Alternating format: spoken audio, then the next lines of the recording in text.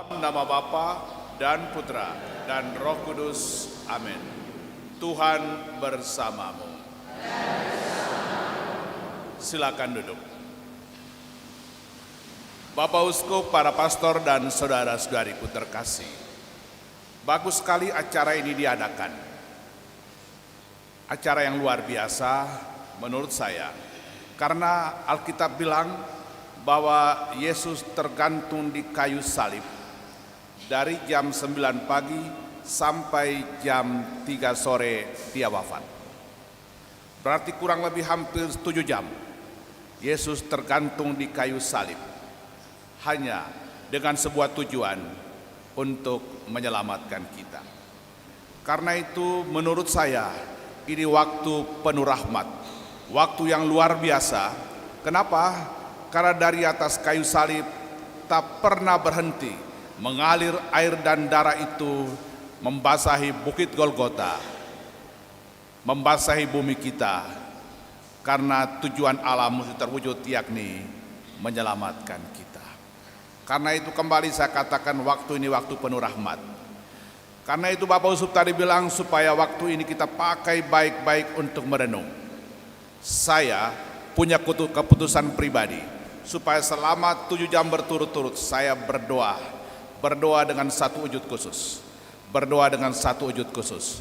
Mari kita mengambil sebuah keputusan supaya selama 7 jam berturut-turut ini, selain kita berefleksi, kita berdoa. Apa yang kita mendoakan hari ini selama 7 jam penuh rahmat ini, selama 7 jam berturut-turut. Karena itu tadi Bapak Uskup mengarahkan kita waktu refleksi, boleh kita refleksi, boleh kita istirahat minum, bagus. Waktu refleksi kita pakai untuk berdoa. Wujud yang kita mendoakan selama 7 jam berturut-turut.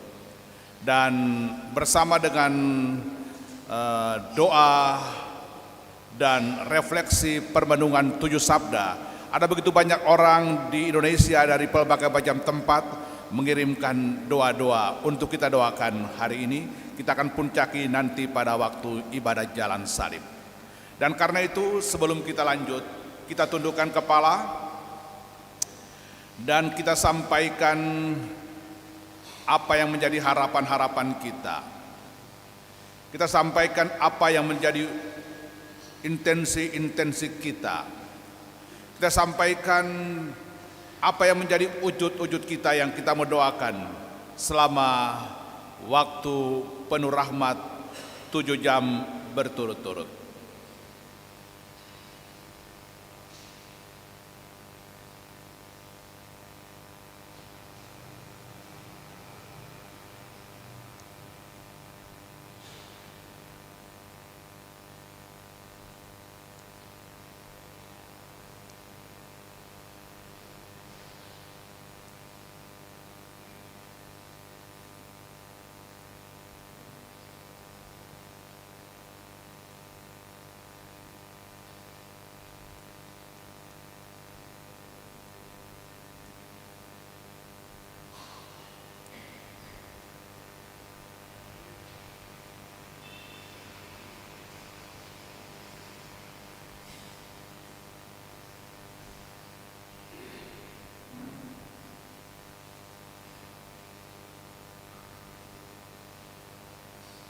Marilah berdoa. Allah Bapa kami terkasih, pada pagi hari ini kami ada di waktu penuh rahmat, waktu di mana Putramu mencurahkan sampai sehabis-habisnya cintanya kepada kami, kasih karunia-Nya kepada kami. Kami akan duduk diam seperti Maria di bawah kaki salib Putramu untuk mendengarkan firman-Mu. Semoga firman yang hari ini ditaburkan, direnungkan, direfleksikan, tidak ditaburkan dan terbuang sia-sia, tetapi melakukan dalam diri kami keajaiban-keajaiban, terutama bagi kami yang percaya dan mengaminkan firman itu. Bapa, lingkupi kami semua yang ada di sini. Semoga doa-doa yang kami naikkan, doa pribadi, doa keluarga, pun wujud-wujud dan intensi-intensi saudara-saudara kami yang mengirim dari jauh, Bapa berkenan mendengarkan, Bapa berkenan mengabulkan.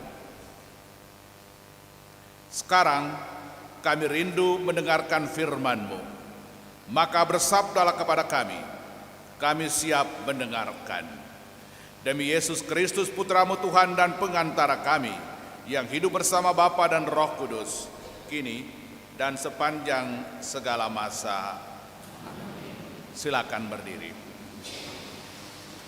Tuhan bersamamu.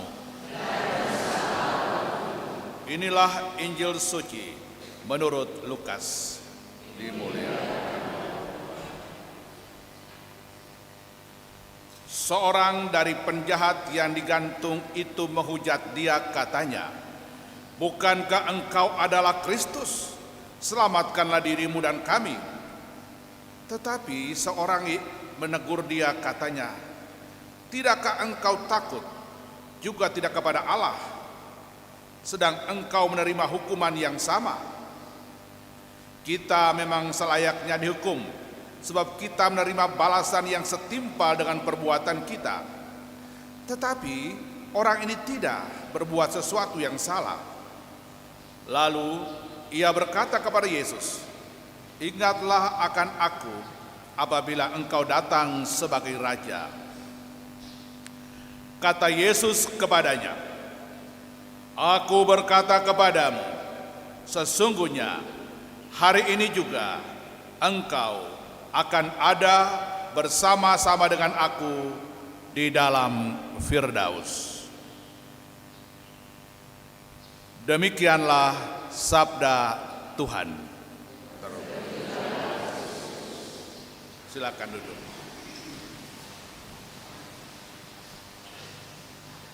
Bapak, Ibu, saudara-saudariku terkasih, Bapak Uskup dan para pastor,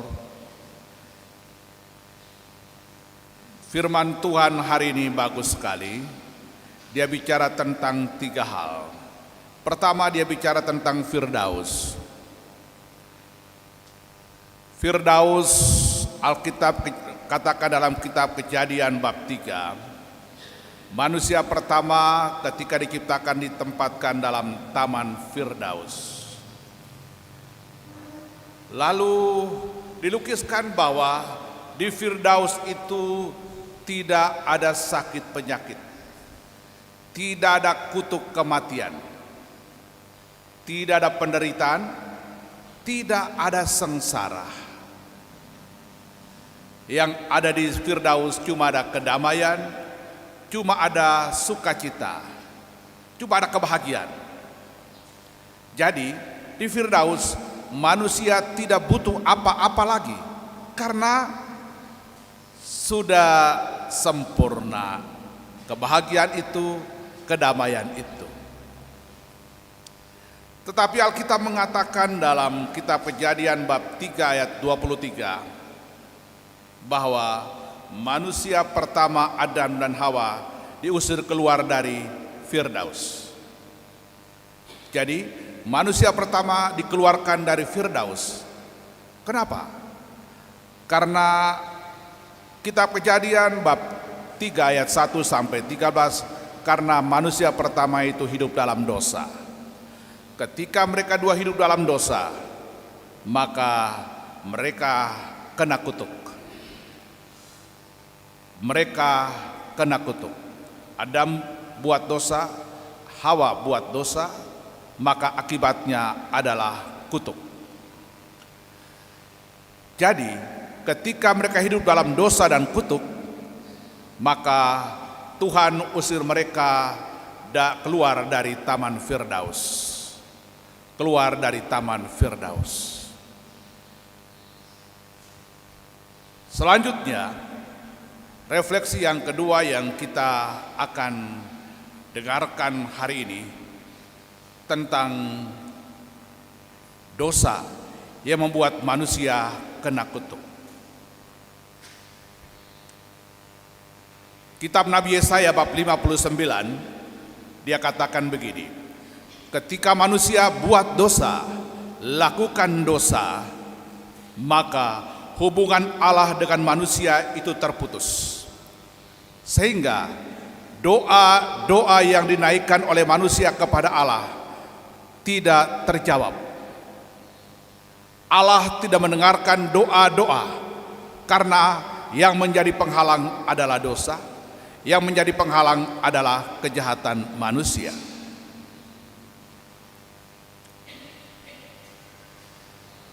Rasul Paulus bahkan mengatakan lebih tegas lagi bahwa upah dosa itu maut. Ketika manusia buat dosa, maka maut akibatnya. Artinya Alkitab memberikan sebuah gambaran bahwa dosa tidak berkenan di hadapan Allah. Sehingga sang penyamun yang berbuat dosa, Alkitab mengatakan dia buat dosa sehingga disalibkan. Kalau orang disalibkan, berarti orang itu buat dosa yang sepadan dengan hukuman mati.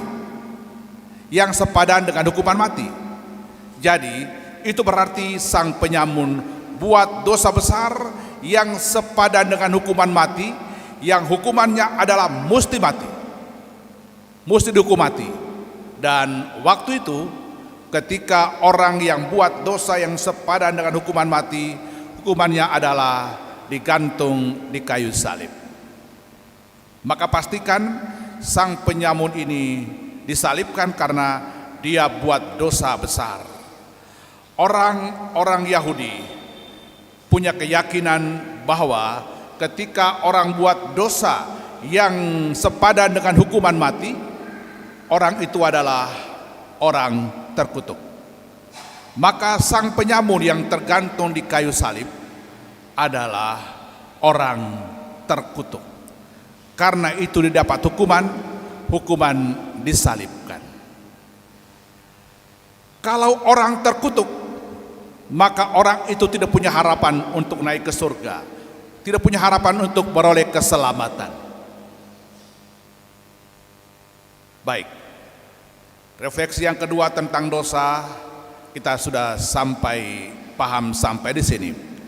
Yang ketiga, kita belajar dari firman yang luar biasa yang Yesus sabdakan di atas kayu salib tentang kerahiman Allah. Rasul Paulus dalam suratnya kepada umat di Roma bab 5 ayat 12, ayat 13 dan seterusnya, dia mengatakan bahwa walaupun dosa manusia itu besar, tetapi jauh lebih besar kasih karunia Allah. Jauh lebih besar kasih karunia Allah.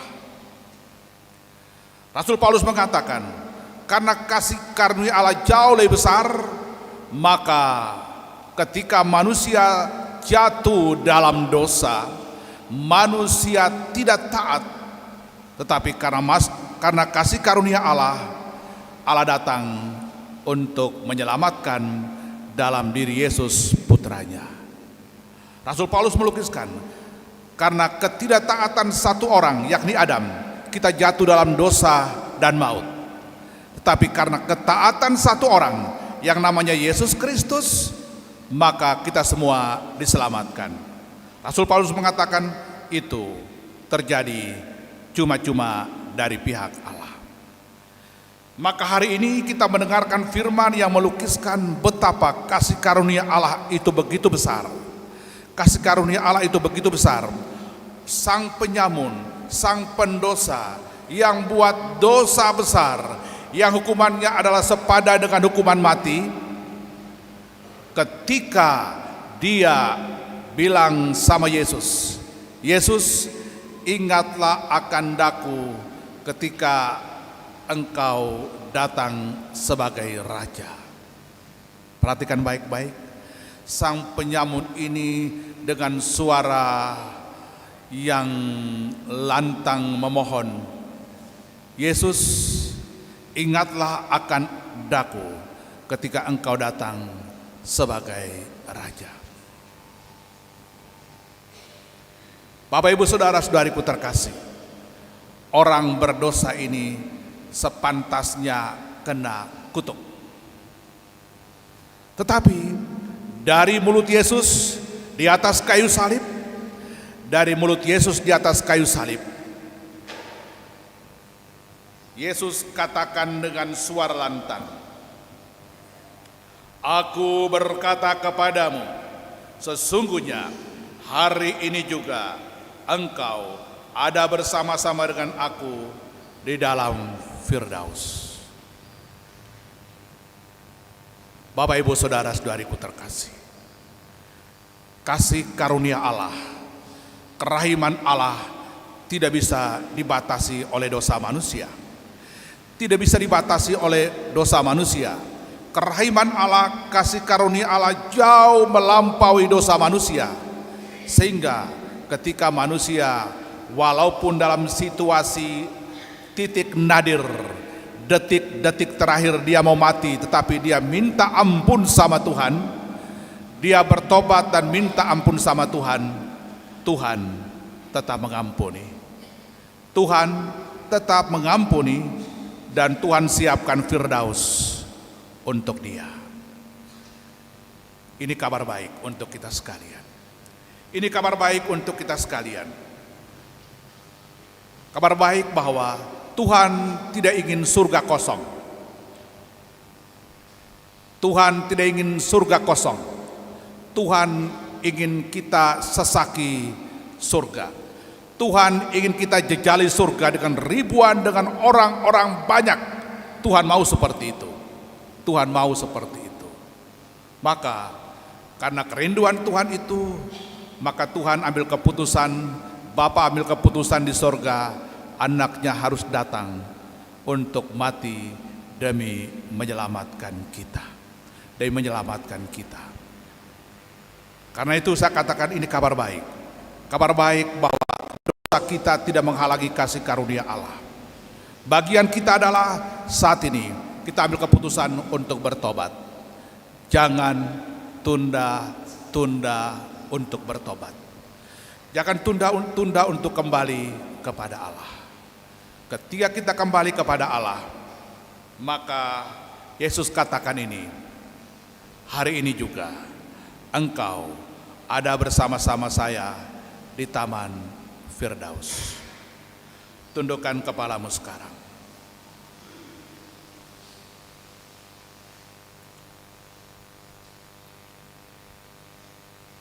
Bapak, Ibu, saudara-saudariku terkasih, siapapun Anda di sini, Tuhan mengasihimu.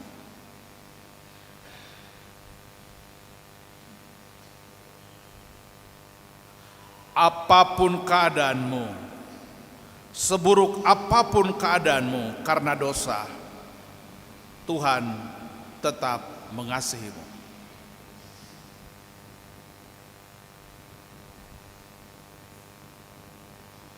Walau hidup kita sudah hancur dulu oleh karena dosa,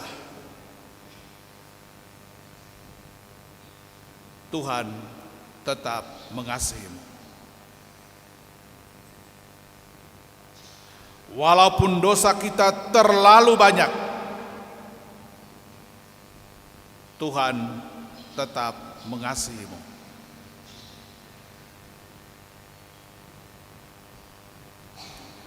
Walaupun dosa kita terlalu besar, Tuhan tetap mengasihimu.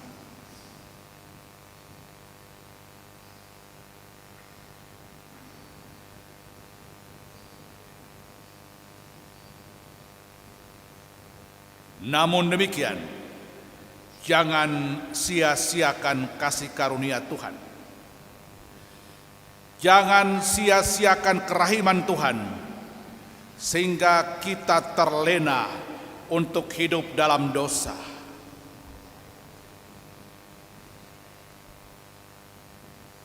Maka secepatnya, sesegera mungkin, Jangan sampai kita terlambat mengambil keputusan. Jangan sampai kita terlambat untuk bertobat.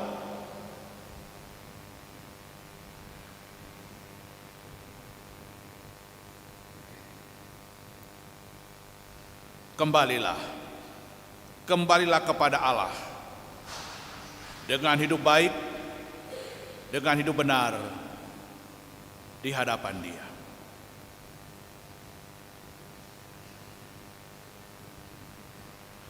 Mungkin hari-hari ini ada di antara kita yang masih jauh dari gereja, masih malas ke gereja,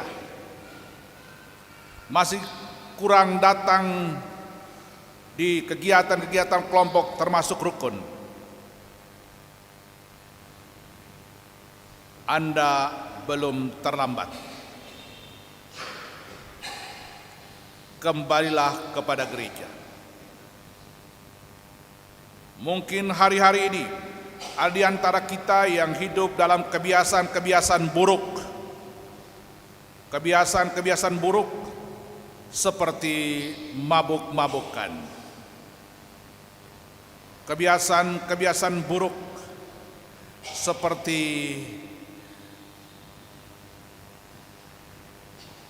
ugal-ugalan di jalan. Kebiasaan-kebiasaan buruk seperti main judi atau kebiasaan-kebiasaan buruk lainnya.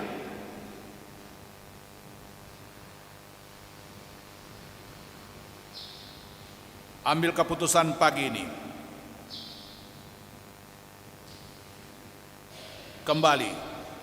Kembali bertobat.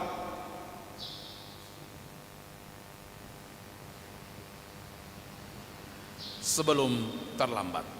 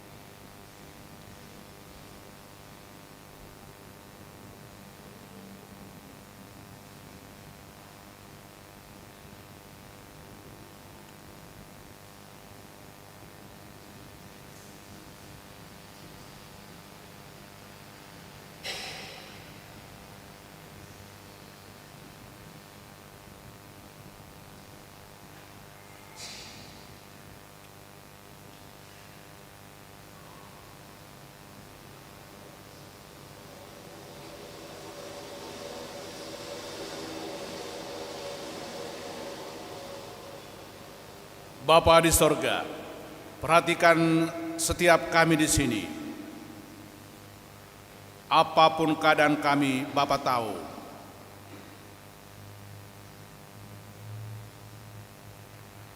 Ketika kami mengambil sebuah keputusan bertobat, Bapa ingat itu. Ketika kami mengambil sebuah keputusan dalam janji, Bapa ingat janji kami.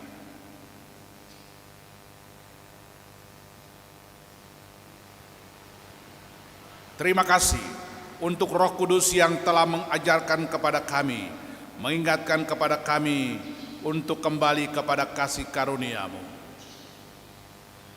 Terima kasih untuk Roh-Mu yang memberikan kepada kami dorongan untuk bertobat. Peganglah erat-erat tangan kami dan kaki kami, supaya setiap hari kami melangkah di jalan yang benar. Supaya setiap hari kami berbuat yang benar.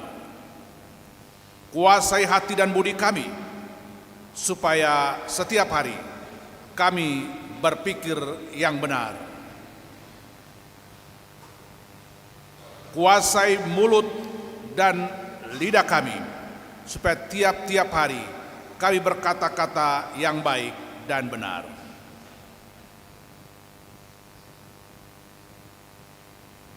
Berkati setiap kami yang mengambil keputusan bertobat. Berkati kami semua yang mengambil keputusan untuk kembali kepadamu. Semoga Firdaus yang Bapa janjikan kelak boleh kami sampai karena kerahiman-Mu semata. Demi Yesus Kristus Putra-Mu Tuhan dan Juru Selamat kami, kini dan sepanjang segala masa. Amin. Silakan berdiri. Kita satukan semua doa dan harapan-harapan kita dengan doa yang paling sempurna. Bapa kami yang ada di sorga, dimuliakanlah, datanglah kerajaan.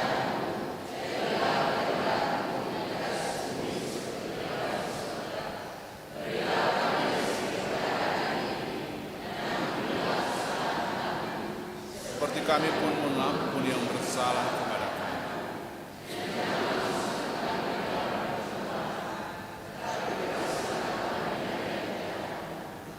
Bunda Maria, Ibu kami tercinta, Engkau yang setia mendampingi putramu di salib, Engkau yang ada di bawah kaki salib putramu ketika putramu tergantung di salib. Doakan kami semua, doakan Bapak Uskup, para pastor, frater, suster, doakan umatmu di sini. Doakan semoga wujud-wujud dan intensi-intensi doa kami yang kami bawa selama 7 jam berturut-turut, Bunda sampaikan kepada Bapa melalui Yesus Putramu dalam Roh Kudus. Salam Maria, penuh rahmat, Tuhan sertamu. Terpujilah Engkau di antara wanita, dan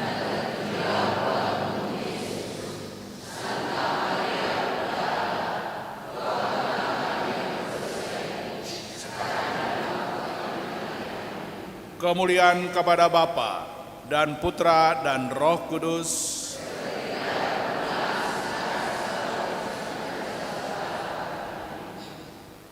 Kita punya waktu untuk pribadi, doa pribadi, refleksi pribadi, dan istirahat.